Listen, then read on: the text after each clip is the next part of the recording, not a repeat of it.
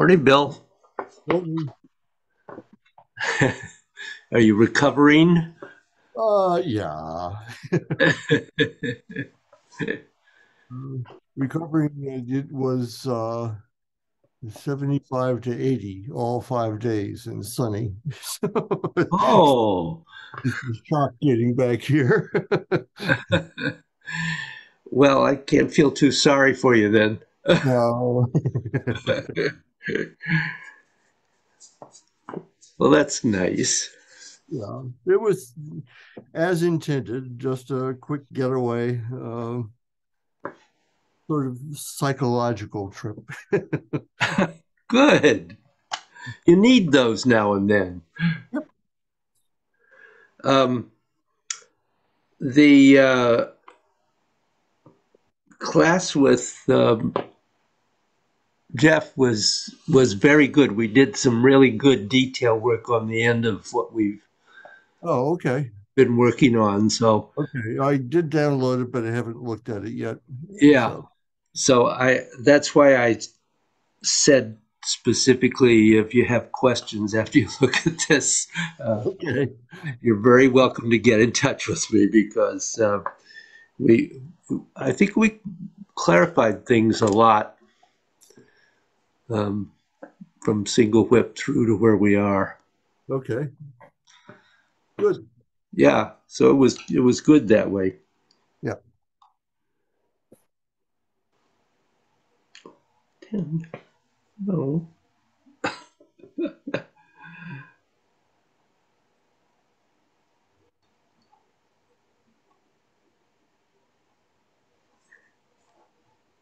We're minus people this morning. So far, Adam won't be here. He just Uh, texted me that he couldn't make it. So yeah. Work again, I suppose. yeah, he's found work getting in the way a lot recently, I think. Yeah. Yeah. They've been having a lot of trouble with illness in the staff, Yeah. so Yeah. Yeah. that makes it hard. Yeah. That's too bad. Yeah, At least he got through whatever he was dealing with. So, yeah,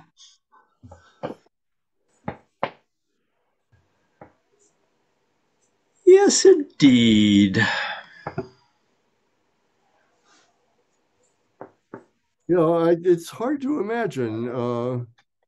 There must be a lot of tension also having to go into a setting where there's illness all around you and with your, coworkers compromised and everything. So, Yes, uh, uh, and also he's with the changes there have been recently, and he's the only assistant manager now instead of there being two of them. So yeah, that puts more pressure on him.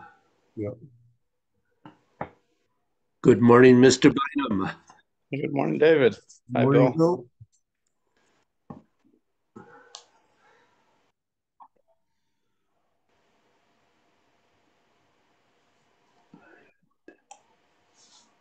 Oh, what am I doing? Turn your phone off, David, not on. Good morning. Good morning, Joanne. I am a little late. Morning. How are you Someone doing? called at 2 minutes of 9 who I've been trying to get a hold of, so you know how that goes. Yeah. Oh, better pick it up. Anyway. Your plate seems awfully full, Joanne.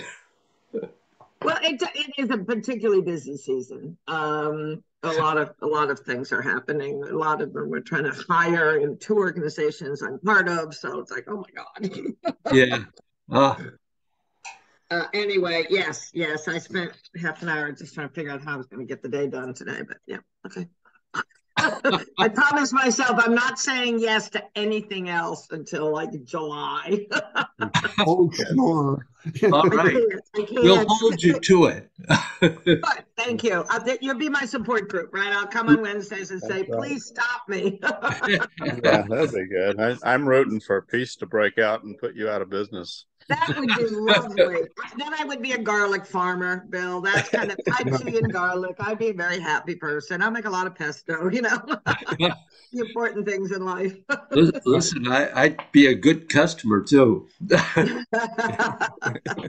Unfortunately, Good Bill, garlic. that's probably when was the last time peace broke out? A couple 100,000 years ago? Well, it's just, yeah. I remember Yeah. because the group I work with is called the War Resisters League. Yeah. I remember people would say, well, what war are you opposing? And it's like, all of them. All of them. That's The United silly. States is involved in almost all of them. Yeah. Uh, Anyway, yeah. too yeah. much. Too much. Yeah. Anyway, so Tai Chi, but the person I just talked to is very active with War Resisters League and War Resisters International. I told him I had to go because I had this class. He said, oh, good, you get to slow down. And he said, I don't know how to do that. He really has an on and an off switch and nothing much in between. Oh, dear. Yeah, that's not good. Yeah. No. We worry about him sometimes. We have to chase him when he's on his off switch when we need something. Yeah. Well, unfortunately, Adam had to work today, so he's.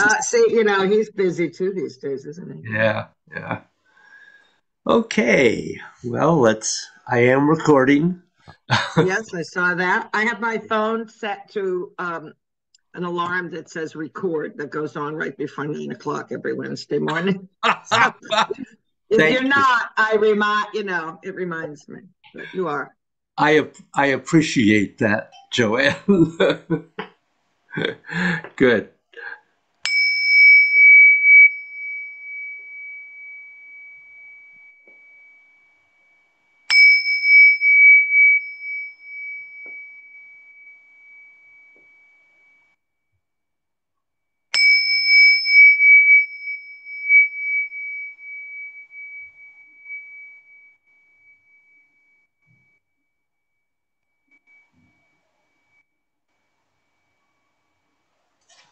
Charles, happy this morning.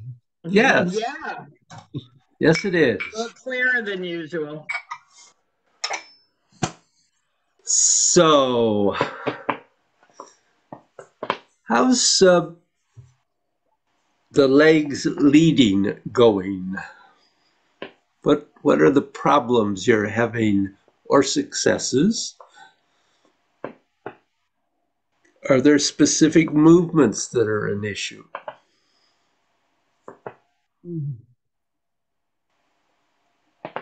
Go ahead.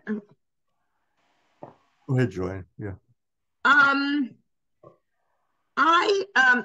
A number of things, I guess. One is, and I've mentioned this, I think other people have too, over our classes, kind of focusing on one half of the body or the other only, without kind of whole recognizing we need to be doing whole body movements and whole body flow.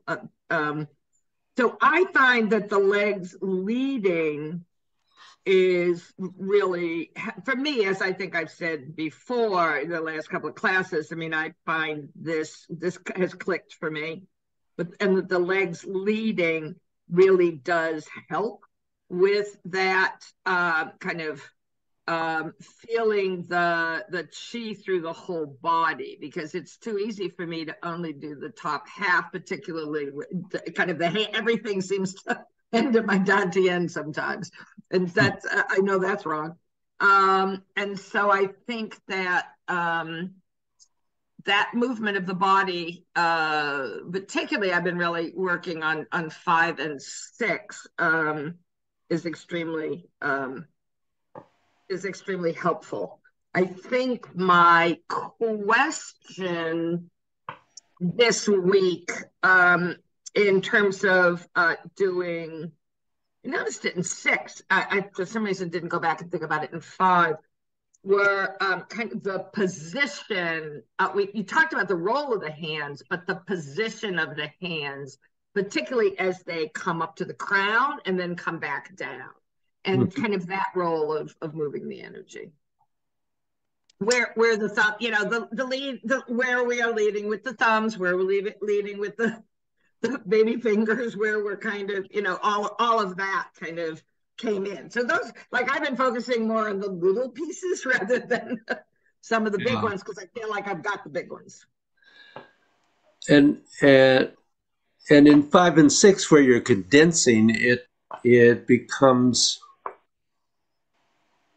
even a little more difficult because of that, because the movement is reduced.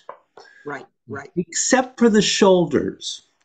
And I had a whole discussion with the other class that's doing gods, who are about a year ahead of you or so,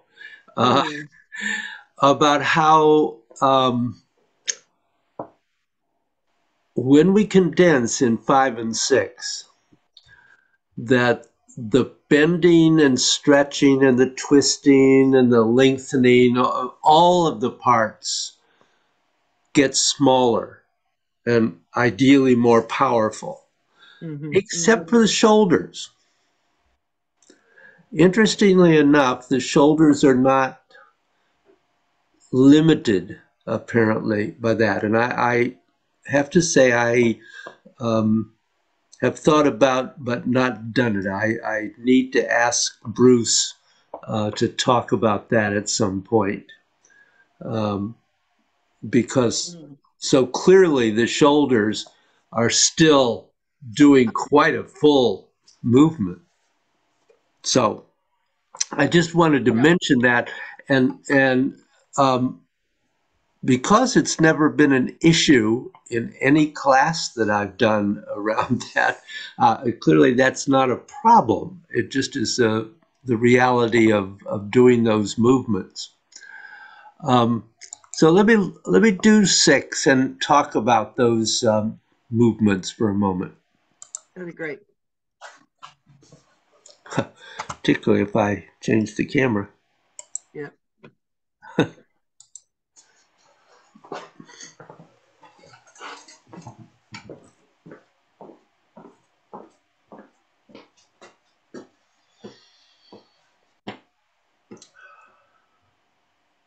So clearly in 5, the little finger has been leading in and out through that movement.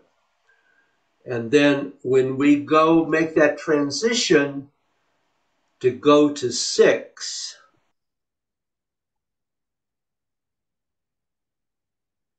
we're spreading out and then we're coming up. And this movement, unlike 4, where we go out and we come up and twist down, 6 goes out and comes up, turning the other way. Okay. Yeah. So as you go into 6, that spreads out, and then it begins to turn this way, coming up, so that you're ready to go into that crossing of the wrists. And then out.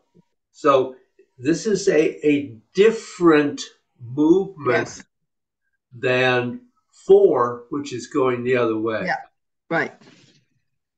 Does that? Yes, that's very helpful. Yes. Do you have other questions about that? I don't. Okay. I think an observation is that I think, and I noticed this week, is just making sure, as we focused on making sure the hands are getting up high enough. Yeah. Well, and that of course depends on how high you can move the energy too. Yes. And whether you've gotten it clear to the crown of your head yet, well, you probably have, but I have. Yeah, I believe I have. Yes. Yeah, but I feel it. Yeah. The bills, it is possible, it would seem to me, might not have, or maybe they have. I don't really know. What do you say? Yeah, what do I you say?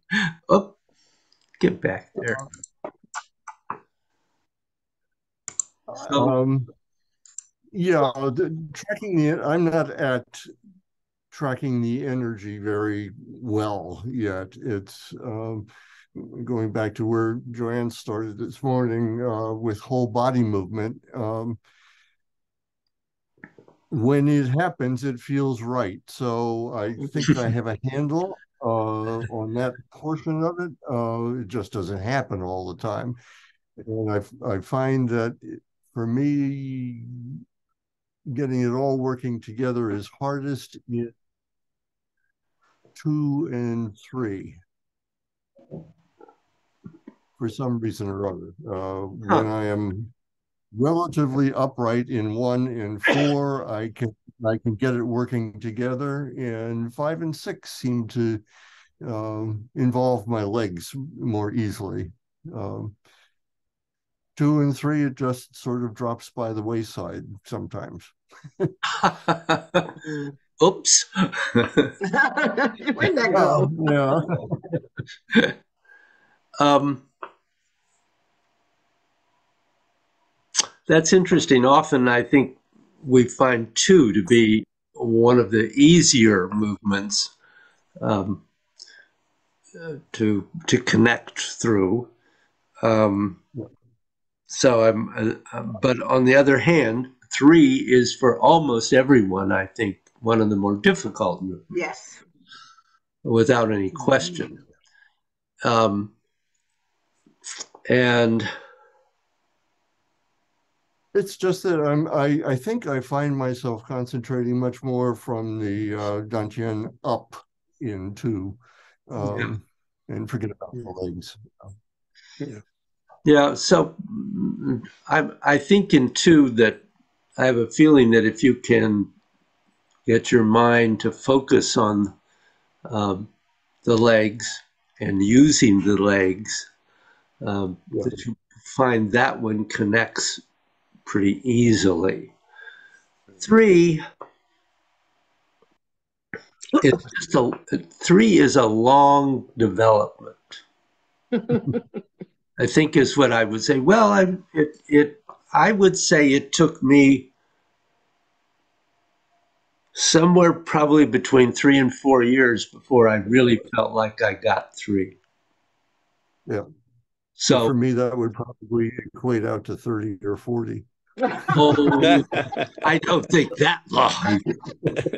And I'm sure that many people, Next lives. I'm sure many people get it much more quickly than I did. But three's a tough movement. Yeah.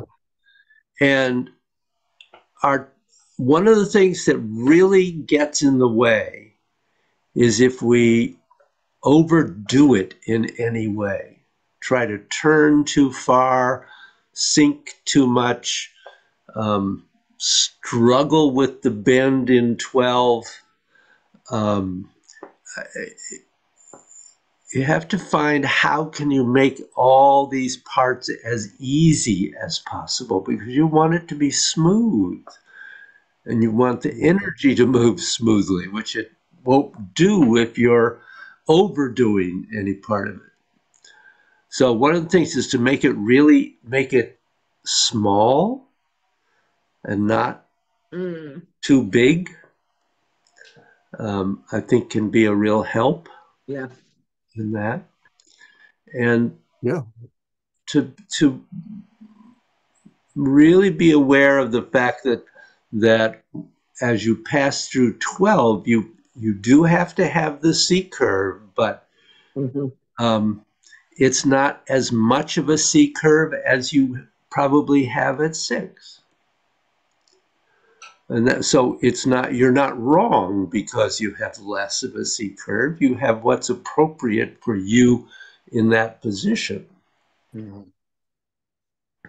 So I don't know if that helps or not, but reducing keeping it simple is friendly advice for me.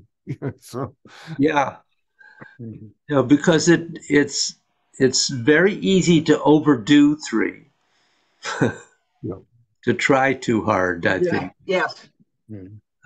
So it's really important to try to make 3 a friendly posture and not your enemy that you have to fight with every time you come to it.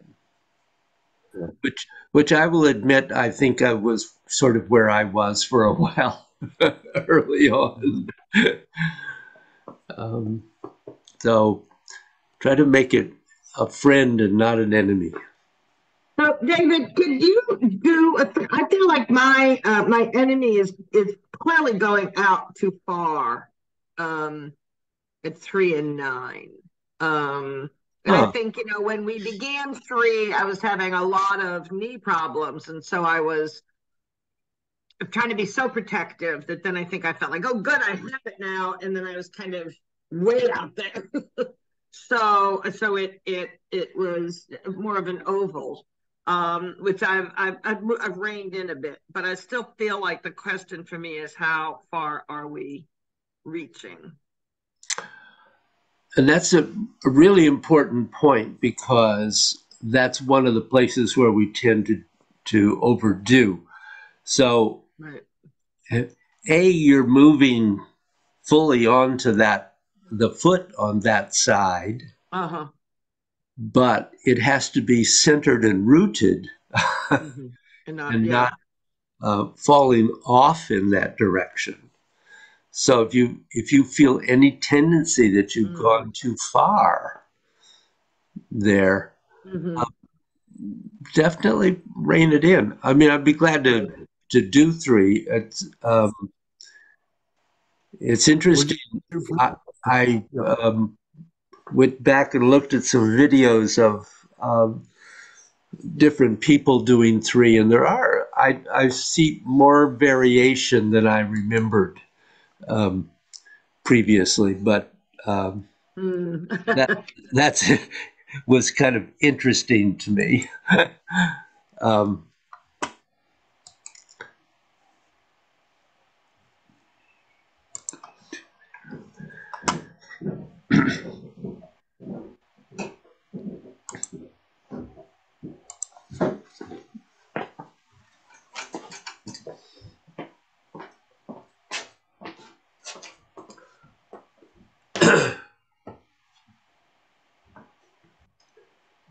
So when you get up to 4, and then you're starting to come down and go into that, you are rotating and shifting, and you should be fully on that foot, but fully rotated to that point, so that your extension of your spine and your arms and your legs is all happening together. But it's within an appropriate range that it's you know, the thought that comes to me, it's like a forward weighted position in Tai Chi when we're talking about martial aspect. It's where you can go to, and if somebody pulled on your arm, you would be able to resist it and stay rooted. Okay. Yep. That's helpful. You know, just a different image. But, you know, I'm okay here, but if I go there, it's too far. It was only a tiny bit more, but that tiny bit more was too much.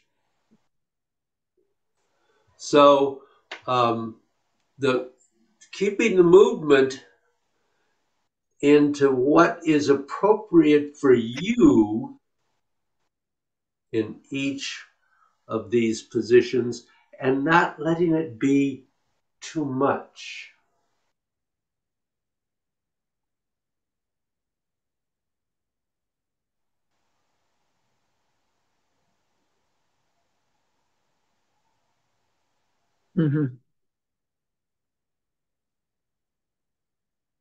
Now it is some people do this with more movement of the arms in terms of going down and up, and so that in effect, the hands make a bigger circle, but it comes as a result of the bending, and because you're actually moving through any larger circle. So while I learned it the way I'm doing it and teaching you, you can have a little more freedom there if that helps you. Yeah. I think the biggest thing there is, I think early on, you talked about be sure you extend to 3 and 6. And it tends to translate into a lean, which isn't there at all. Right. Right. Yeah. Yeah, it's a straightening of the spine, not a leaning forward. Right. And that's an important distinction that you really need to have and hold on to. Yeah. I mean, it's just with the rotation in it, it just leads to all kinds of sort of seeming contradictions, and like you're not rotating your foot, but you're not going too far. Yeah. Well, I don't know about you guys, but I don't have the flexibility in my quad that I used to have, 20 years ago. So I don't rotate as far. Hopefully we can get to at least about 45 degrees, but you don't have to get clear to the side, which Bruce and some other people are capable of doing. Most of us at this age are not capable of doing that, although you may be. If you can, without it being a strain, great, but don't overdo. Does that help you any, Bill? Yes, it does. And watching you demonstrate was a big help too. So thank you. Yeah. Sure. Yeah, it is. Having it be smaller, and you aren't shifting your center of gravity that much. No. I mean, it's moving from side to side, but it's not a big movement. No. Right. Anything? Well, yeah. Oh, go ahead. No, I was just going to say, I think that, but just the way we learn, that when we're first learning things, we're so focused on just kind of like getting it, kind of understanding it. And then as we move through these classes and we have a better sense of condensing and a better sense of all of the flow, then going back over it, there's different things that we're able to grasp. Sure, absolutely. Yeah. And what I was saying, when I said what I just said, I was thinking, well, I've seen David do it how many times? A lot. But this morning it was I was seeing different things. So, right. Yeah. Good. Anything for you, Mr. Bynum? Oh, I think when Joanne was talking, I was thinking, gee, I should have asked that question because that was a good question.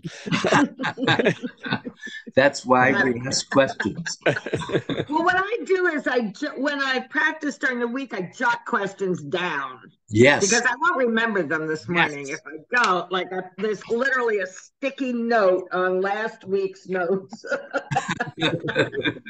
that has that question. Well, that's cool. Thank you, Joanne. I've been saying this for years, and almost nobody does it. To take notes during the, I've been saying it a lot. Yeah, no, yeah. Yeah, and then I also jotted down a few things that I don't need to ask questions of, but were just kind of more of those aha moments. Like I have the word pool balls down here. Right. Because I have this bad habit of only thinking of the energy where my hands are. Yeah. And not my whole body, and it's like, no, that's not working. Like, no. So, just to try to remind myself of all these little things. Yeah. Good. So anything else for you, Bill? Other than Yeah. No, not right at the moment. No. okay. I don't. I'm gonna have to get out sticky notes or something, I guess. That's right. See, Good. here they are. you get gold stars for that. Oh my. um, I will say this for me, the lower spine with the legs and the, squat and going in the C curve, that whole connection there is really good. My less connectedness is extending up, and while I think I'm doing it, even I'm not good at it physically. Sometimes it feels like there's a lot more that I could be doing in terms of feeling suspended and loosening and relaxing into it and opening the front of the spine. Well, yeah, but we can all do more of that. Yeah. I think one of the things, it made me think of Rick Barrett's workshop last week. Did you ever do any of those, Bill? Yeah, and I'm trying to remember them specifically, but yes, I did a couple of Rick Barrett. So if you remember, he starts with feeling the fingers extending, not thinking about them because that interrupts it. But if you can really get the feeling of the fingers extending in whatever direction the index finger is pointing, that really encourages energetic coherence in the body. And that's a big piece. The other thing is that indeed you have to have that relaxation and the openness, but when we talk about the upper part of the body, there are the two ends of it. The sacrum, which we know, I think that part, it sounds to me like you're making probably a good connection with. But he reminded us last week that when we talk about lifting the head off the top of the spine, so opening the occiput, that you're not talking about lifting from Bai Hui, but you're talking about lifting from a point about an inch behind that. And what that does is it slightly lowers the chin. And just that very, very subtle tilt really opens up that connection. And that's really important for getting the energy to move through the spine and therefore into the arms and the upper body. The other piece, the new thing that he added and that I think is really important is he went a step further than Bruce has in terms of the connection of the elbow. He certainly agrees how important it is for the elbow to connect to the scapula, to have that connection. But what he found and added that really made a big difference in opening the flow of the energy and the connection into the earth and rooting was that elbow has to relax,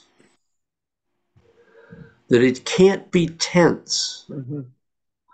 And what that does is it relaxes the shoulder, which is where we get in the way a lot. So it's really fascinating to play with this. I obviously can't do it on Zoom, but you can literally stand there, get all the correct alignments and everything, and then tense up your elbow, and you have little root, if any. And relax your elbow, and you drop into the earth. So that's a huge piece that I have never heard anybody talk about before, particularly. We talk a lot about the connection of the elbow through the scapula to the spine, but not about relaxing it. And that's a really important piece. And I think relates directly to what you're looking for. So you might play with that. Yeah, it's not in view, but I've been sort of playing with it as you're talking. Yeah. Yeah, that's palpable. It is, and I love it. It just we have such a tendency to tighten up in the shoulder and the neck.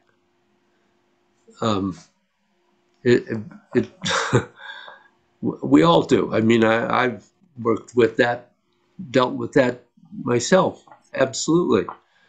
But there is that sense of just as soon as you release the elbows, you can feel the shoulders just sink, and the scapula sink. It's the energy dropping. It's really great. So that's an important link.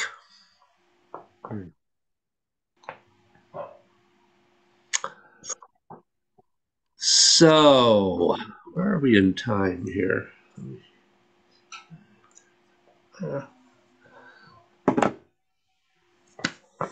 Sorry, there we go.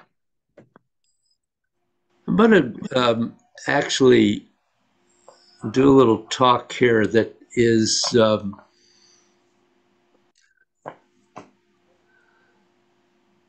more to be aware of than particularly to practice. So not necessarily giving you another thing to think about when you're moving, but certainly something that you be aware of.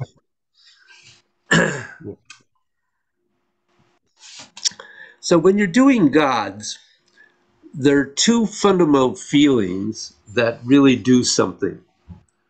When you do Tai Chi or Bagua or meditation, those feelings are also present. One is that it's like you're not there, that you're very, very, very light. And the other one is very heavy, and you know you are doing it. So one is heavy and one is light. And from this point of view, the extreme heaviness is yin and the extreme light is yang.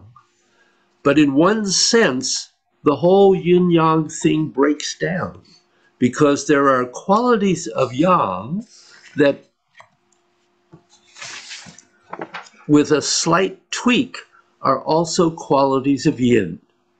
And for instance, when things are being condensed, that's a yang quality. But there is another yang quality, which is things being infinitely dispersed. And this is the yin, and there is the yin quality of very dense, and then there is the yin quality of solidity. So whatever they are,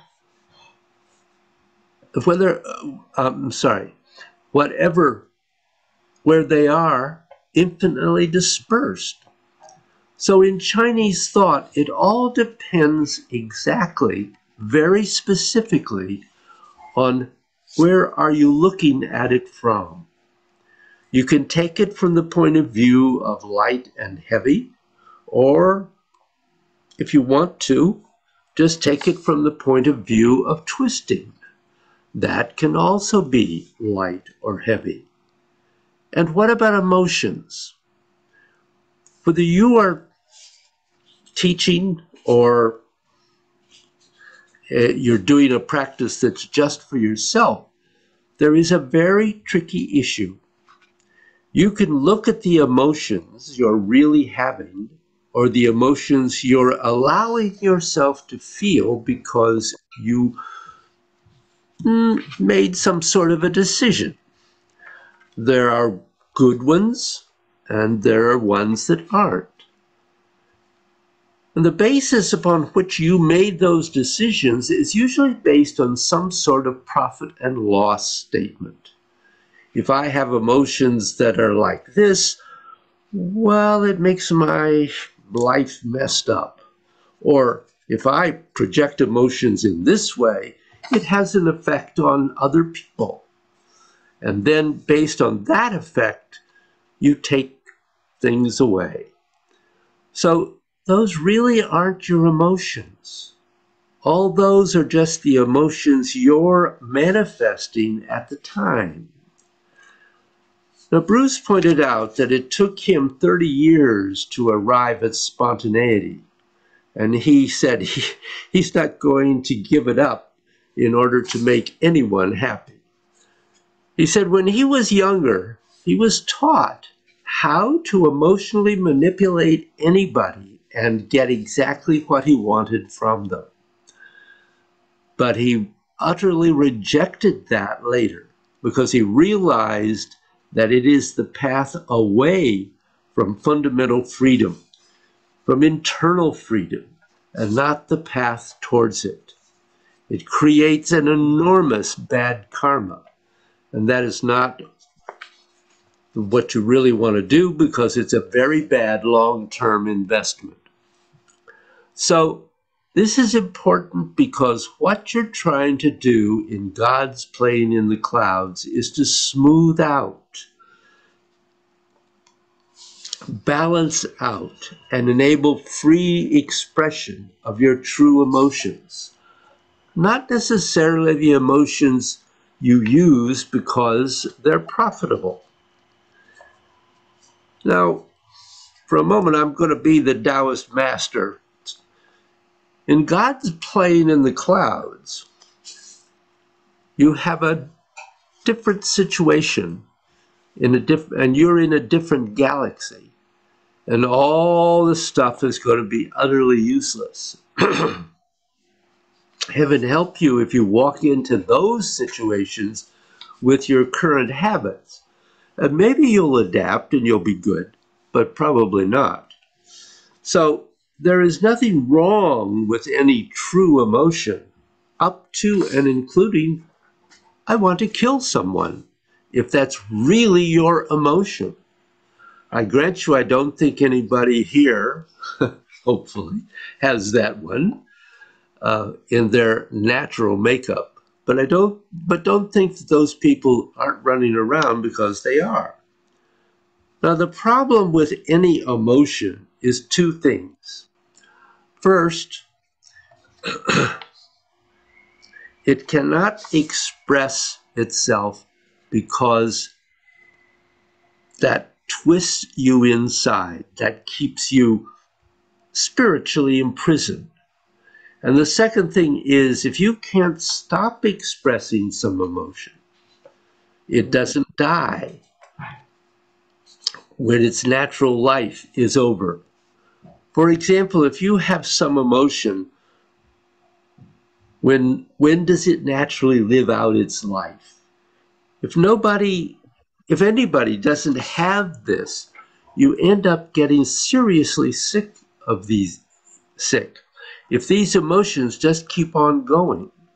So emotions should be around for their appropriate length of time, and then they should quit. Whether that emotion should last a week or a month, well, there's room for variation. So what are your emotions? And this gets into a tricky point. If you are dissolving, say you had thoughts, I should have this emotion, or I should have that emotion. And I am in no way, shape, manner, or form impinging upon your ability to manipulate your emotions, but I am hoping that with God's, you can quickly mitigate your need to compulsively do it, so it is not a choice. But when you're doing God's, with all the twisting and lengthening and all the various things that you're doing, heavy and light and everything else, what about your emotions? What about if what you are feeling in those channels, once you get past the turbidity and whether it's good for your flesh or not, what happened to your emotions? When you are feeling the energy flowing in all those channels, what if you tap into your emotions? If you are doing inner dissolving, you're going to be inner dissolving emotions. So now the question simply becomes, is there a natural emotion you are dissolving or not? For if it is encrusted with a lot of crap, you have to dissolve the crap and get rid of it. Perhaps your dog just died, and the next thing you know, you're going through all the stuff about how your childhood was awful, and this and that, and you're not having a good time. But when you want to start taking in what you are feeling, I am angry today, or you're sad, or you're confused, or you're down, whatever. Realize, try to go a little bit deeper into what really is the natural emotion you're looking at. Because if you want to be free of your emotions, you have to get past the profit and loss statements of your emotions. And as long as you operate from the basis of the profit and loss statements of your emotions, you will never arrive at what is natural for you. And as long as you do not arrive at what is truly natural for you, you will not spontaneously be able to know things that otherwise cannot be known. Bruce talked about this because he had many discussions with Master Liu about it, even after he'd arrived at the body of individuality in his meditation. Master Liu made him look and look and look at whether his emotions were really his emotions. So we might want to do this too. Now this is what it is about. All of you have had whatever situations you've had in life, but nobody knows what the next situations are going to be. You're not going to know whether it's going to be terror or horror or wonderfulness. You can't have any idea. And we all think, based on what has happened before, that it's going to continue being that way. And the fact is, we don't really know. We can be right 95% of the time, but then you have no idea whatsoever when that other 5% is going to show up. Mm-hmm. But if you can really release and resolve and truly start arriving at what the Taoists call your real emotions, you just arrive at what you are and you work it out. So this is God's plane in the clouds, and this is heaviness and lightness. The heaviness might start taking you to what's really inside you, but the lightness is where you're probably going to get the courage to live from it as opposed to thinking about it. It is a big thing living from real emotions and not just thinking about them. The two must not be confused.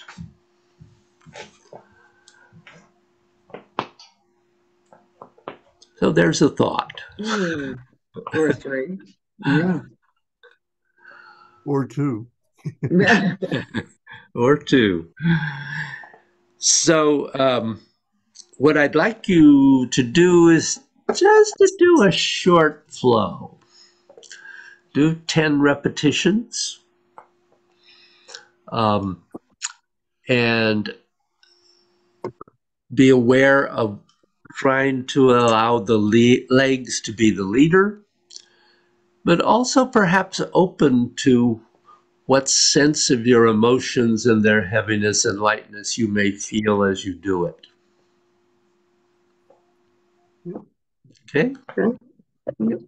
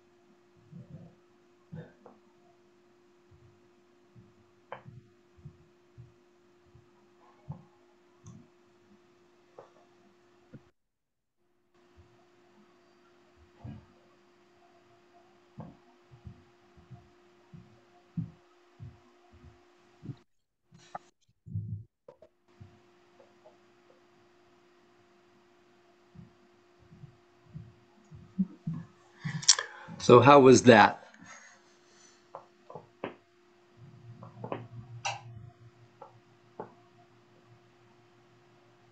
Felt pretty good, generally speaking. Yeah. And so were you aware of emotions coming up at all? No, well, I guess if there was one main one, it was pleasure every time I felt that I was doing something well. So, Uh-huh. Okay. Do you think that was a real emotion? yes. Okay.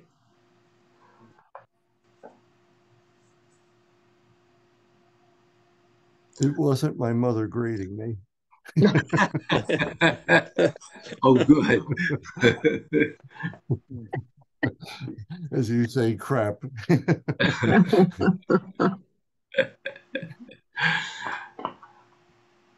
So I had two comments. One was Bill Nagel. I felt that part of the problem with 2 was that you were making it too similar to 5. Yeah. Mhm. Every week. Yeah, it has come up before.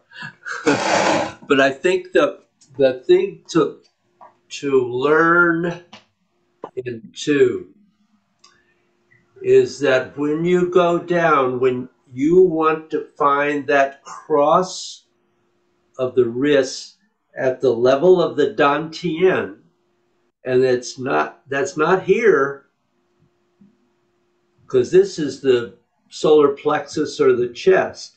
It's Is down here. that where I'm doing it? Is that where I'm doing it? Yes. So what you're Okay. doing is you're twisting in and coming up, which is like 5. It's not fully 5, but it's like 5. And Mhm. you're continuing to twist in as you start to open, and then you twist out. So you're twisting and bending to that connection here, and the twist out Yeah. the arms begins immediately Oh, and continues all the way to here. So okay. it's a tricky movement because your bending in is only going this far, and your extending out is going all the way to here. So it's not exactly half and half. Okay. Mhm. Okay? Okay. And then for both bills, in 3, I felt that the issue for both of you was that you in at 6 and 9, at 3 and 9, that your focus was on pushing the arms out, and it's not. Mhm. It is straightening the back, but it also is moving the scapula away from the spine, opening. It's not pushing out. It's not this direction, it's this direction. And it's not a big Okay. movement. I mean, as Yeah. we talked earlier, that the 3, you need to keep it subtle so that it's not, you don't overdo. But Yeah. so the difference is you don't want to do that, Mhm. even though that had most of the movements in it that you want it to be this one. Yeah. Mhm. Mhm. Can you see the Yeah. difference there? Yeah, I can. Yeah. For me, the experience of doing it, and I did the same thing when I first got up, and I wasn't thinking as much and felt a lot better. But I was thinking too much, and I was thinking about leading with the energy and the fingers and everything for three in particular, and I Yeah. just felt through this whole thing, my mind was zipping from one thing to another, and then it was one of the least pleasant repetitions of this for me Oh, that I've done because I was just doing too many things. yeah. But one thing that was good, and I connected a couple of times, was instead of the suspension and thinking an inch or two behind that point that you made, that I think is going to be helpful. I need to work on that a lot, but Good. Good. Yeah. so if In my discombobulated is an emotion, that's what I had.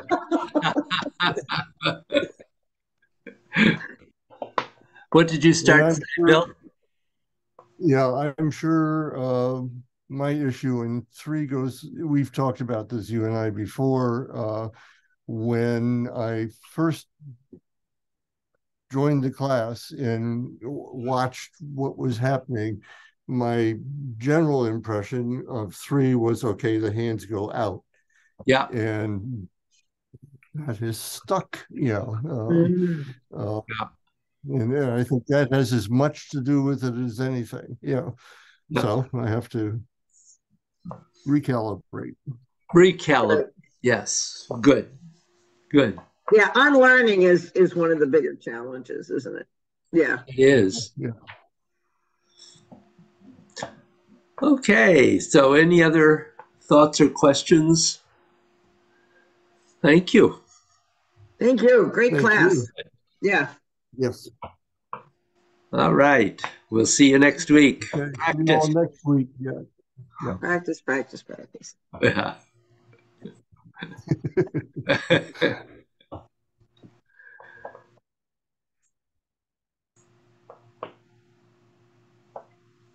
Well, David, I have a check that I wrote for you about 4 days ago that keeps popping up every so often at the top of my pile. I'm like, don't I owe David money? This is a week, or last week is a week? Where are we? Yeah, this is 2 or 3. I don't know. We're into the session. Okay. Yes. All right, so I did that. I will get the results of my week. I didn't do much in terms of the form. I tried, and then I was like, phone rang, whatever. Yeah. What I did find myself doing, which is kind of an interesting exercise, is going back to the graphics that you've sent us on the energy anatomy of the body, and just trying to really get a sense. And I think that's particularly as we're looking at transitions at the crown of the head and moving from side channels to central channels and the like. So that's kind of another piece of where I was Yeah. last week. That was very helpful to because I'm such a images, and I'm such a visual person, that looking at that kind of helps embody it in some way. It does. Looking at this, that helps me a lot. Yeah, and just some of the kind of, I think, questions that I had, but I think I've kind of, how to mix the kind of, it's not really the intellectual, but the knowledge and the feeling. Yeah, and It's a bit that's of a challenge sometimes. it is. It is very much a challenge because if you are thinking about the knowledge, you can't move the energy.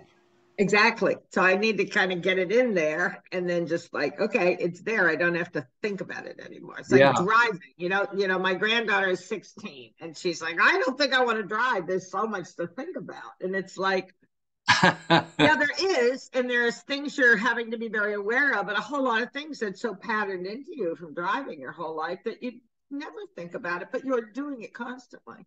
Oh yeah, exactly. Yeah. No, that's always a good example because those of us who drive, if you don't drive, of course you don't have it. But Right. if you drive, we're doing several things at once, and if we're driving well, we're very aware without actually thinking about it of exactly what's going on and where we are. That's right. So it is possible to do in Tai Chi also. Yes, yes, yes. When you have one example, you know you can move it to another. But Yep. yeah, but and all of that boils down to practice. You don't get behind a wheel and Yeah. without plenty of practice. And then I guess it is kind of like getting back on a bicycle. But I remember when my son came back from Ireland, he was so discombobulated because he had been driving a lot in the year that he lived there, but driving on the other side of the street. Yeah. And so suddenly he was like, "Oh my God, What are these people doing?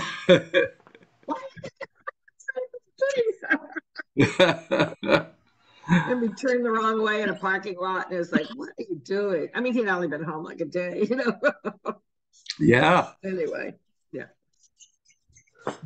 Well, So yeah, but anyway, those are I keep all my notes. yeah, it's uh, it's interesting. I think when you begin to work on feeling the energy moving, I think that one of the easiest ways to go back to it is to focus on opening and closing. Mm-hmm. Because that has to be going on Right. in order for this to work. And it has to be going on ultimately in all the joints and cavities in the body simultaneously. Mm-hmm. Right. And if it is, then you will feel the energy. Mm-hmm.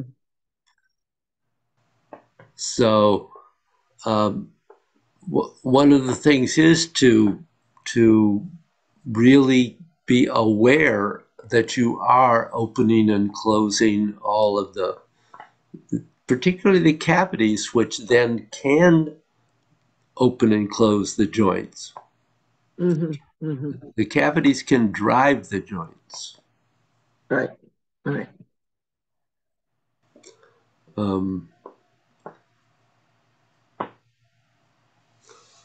I don't know that I have any other Words of wisdom for the day. words of wisdom today. There's been a lot of words of wisdom today, so I think that it's a full class. It's good. I think that was an interesting combination of like a half an hour of questions, and then you're kind of reading, and then us practicing. So and now this. So Yeah, and it all goes together. it all goes together. It's not siloed in any way, shape, or form. No. The word, yeah, as they say, siloed. Well, I hope that the things you're working on smooth out for you. Well, I agreed to do a talk tonight. Rick and I did, and it's those things where I was like, should I, shouldn't I? But it's a community I've been part of for a while, and they're looking at doing this 25-year kind of retrospect on the peace work they've been doing. And Rick and I are really there are very few people who have been as involved in it in the last 25 years. So, and I think for them, it's like how we move forward. So I kind of felt like there are some things that, but then it sucks up far more time than you think it will, right? Because we both feel like we need to do a good job, right? So it's like, last night for like an hour and a half, kind of going over who's going to say what's the outline, and did we check on this, and where's that file? Well, that'll be done tonight. There's another meeting tomorrow. That'll be done. Yeah, it will be. We're hiring a project coordinator for War Resisters League. So anyway, yeah, all of that. Good. Yeah, and then last night I saw one of the things that keeps me going. Last night there was a film on PBS called The Movement and the Madman. And it was about 1969, and the madman was Richard Nixon. And it was really about kind of the efforts of Nixon and Kissinger to up the war in Vietnam, that they were seriously thinking, and they were threatening to use nuclear weapons. They were having secret meetings with the Vietnamese, with the North Vietnamese in Paris. They didn't even let the State Department know. And that use, and them seeing the possibility of using tactical nuclear weapons against Hanoi to basically kind of end the war was real. And the peace movement was not knowing everything, obviously, that was going on. I mean, some of this stuff you found out literally decades later, right?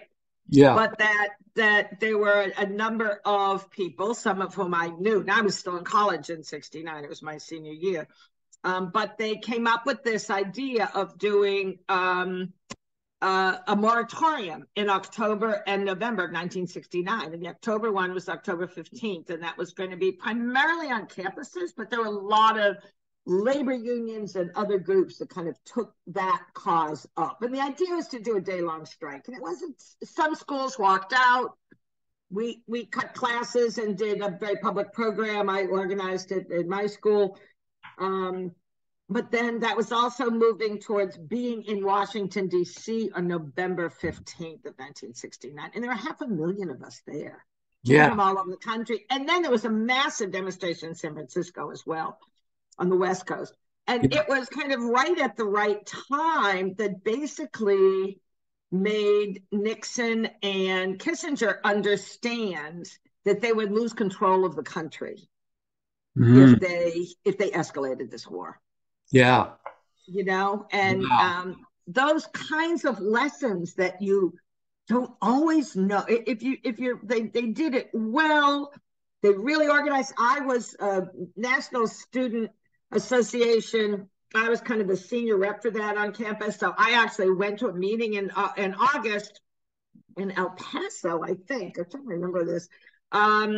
Which is where I heard about it. One of the key organizers was there, you know, and to me, that was kind of like, okay, this is what I'm going to learn as much as I can. And then went back and kind of, you know, the energy was kind of building up, and there were other adult groups around. There was an Episcopal seminary in Louisville that we worked with and the like. So it's interesting to be doing all this work and then kind of sometimes going, what are we doing this for? There's all these wars, there's Ukraine, this is terrible, again, threats of nuclear weapons. And then remember, those efforts made a difference. Yeah.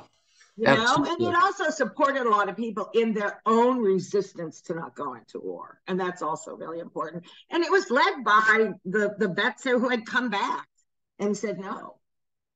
Yeah. You know, so there was not that division of, well, you're a baby killer. You know, it was like, no, we're all working on this together here, you know. That's fantastic. It's a great, yeah. So if you, I don't have this yet. I need to get it, but I think that WGBH, if you give any money to public television, it's CPTV as well, public television or public radio, you have access to their archives. I think it's called Passport. So I think it'll be up there for a long time. Yeah, we have Passport. So I think you can see the film through that then. Yeah, Madman and the Bomb, was that? The Madman, no, The Movement and the Madman, and it was on at 9:00 last night. So maybe it's called American Experience. I'm trying to think of what the name of the show itself was. Yeah, it was on one of the shows. I think it's American Experience. Yeah, and some of the people I know were I know the executive producer and the co-producer But at one point when they're showing all of what got me thinking about telling you this, besides that it just kind of keeps you going sometimes, is that at one point when they were showing people getting off the buses, right? Because we took buses from all over. One of the women has one of those WRL Practice Nonviolence tags attached to the front of her shirt. And you can see, those tags that you have, Yeah. the yellow tags. She has one on there. You can see it. And I'm like, wait, that's the tag, right? And we go back. There it was, the WRL tag right there. Yeah. Broken rifle, I saw the whole thing. But anyway, yeah, I think you and Jane would appreciate it. I mean, it's very frightening at first, but then it kind of like, hey, we stopped this. So Yeah. and it's good. It's good that a lot of folks who kind of went through that are doing this good filmmaking, and that there's the financial support to do this. Yeah, These absolutely. are not like professional filmmakers. These are these like activists who said, we need to get this down. We need to record this. We need to learn these lessons, Absolutely. and then find the money. And then once PBS picks it up, then it really gets a showing that it doesn't otherwise. So Yeah, absolutely. And that's important. It needs to be seen. It needs to be seen, and people need to know these lessons, and they need to know how close sometimes the government is to really destroying us all, Yeah. So anyway, yeah, the movement and the madman. So, all right. Thank you, David. Right. We will see you next week, hopefully. Great. Thank you. Okay. Bye. And the check is in the mail, or it will be. Okay.